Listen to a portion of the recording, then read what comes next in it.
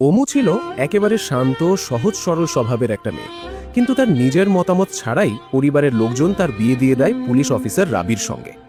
পরিবারের সুখ আর সবার বিশ্বাসের কথা ভেবে শেষ পর্যন্ত অমুও রাজি হয়ে যায়। দুজনেই একে অপরের হাত ধরে সারা জীবন একসঙ্গে থাকার সিদ্ধান্ত নেয়। বিয়ের পর স্বামীর ভালোবাসা অমুকে যেন নতুন একটা জীবনের স্বাদ দিচ্ছিল। রাবিও সবসময় চেষ্টা করত তাকে যত্নে রাখার। প্রতিদিন ডিউটিতে যাওয়ার আগে হাসি মুখে বিদায় নিত, আর অমুও ঠিক সময় মতো তার জন্য রান্না করে অফিসে খাবার পৌঁছে দিত। অমুকে দেখলেই রাবির মুখে হাসি ফুটে উঠত। কিছুদিন পর অমুর শ্বশুর শাশুড়ি তাদের দেখতে এসে নাতি নাতনির মুখ দেখার ইচ্ছের কথা জানিয়ে গেলেন। অমু বিষয়টা রাবিকে বললে দুজনেই এতে রাজি হলো। সবকিছু দারুণভাবে চলছিল, আর দিন যত যাচ্ছিল তাদের সম্পর্ক তত গভীর হচ্ছিল। কিন্তু কয়েক মাস যেতে না যেতেই রাবির আসল রূপ ধীরে ধীরে সামনে আসতে শুরু করলো।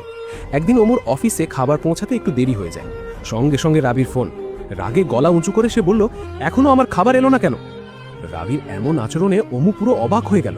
তাড়াহুড়ো করে খাবার নিয়ে অফিসে পৌঁছে তার সামনে খাবার সাজিয়ে দিতে লাগলো, কিন্তু তাতেও রাবির রাগ কমল না। সে অমুকে থামিয়ে বলল, সত্যি করে বলো, আজ ইচ্ছে করে দেরি করেছো নাকি তোমার দায়িত্বটাই ভুলে গেছো? অমু কোনো মিথ্যে না বলে শান্ত গলায় বলল, আজ যে লাঞ্চ নিয়ে আসতে হবে সেটা আমার মনে ছিল না। এই কথাটাই যেন আগুনে ঘি ঢেলে দিল। রাবি আর একটা কথাও না বলে খাবার না খেয়েই উঠে চলে গেল। অমু বারবার ক্ষমা চাইতে লাগলো, কিন্তু রাবি ঠান্ডা গলায় বলল, আমার কারো দয়ার দরকার নেই, নিজের কাজ আমি নিজেই করতে পারি।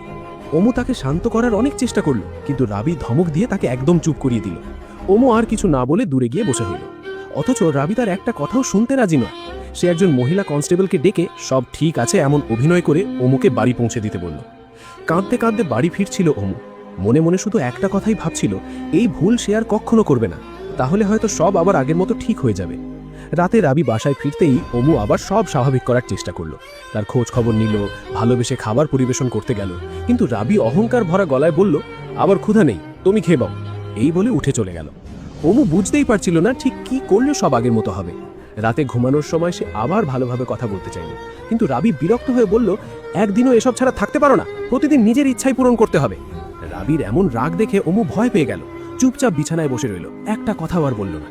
পরদিন থেকে অমু প্রতিদিন আরও সতর্ক হয়ে ঠিক সময় মতো খাবার পৌঁছে দিতে লাগলো, কিন্তু তবুও একদিন নেশাগ্রস্ত অবস্থায় রাবি আবার তাকে অপমান করতে শুরু করলো।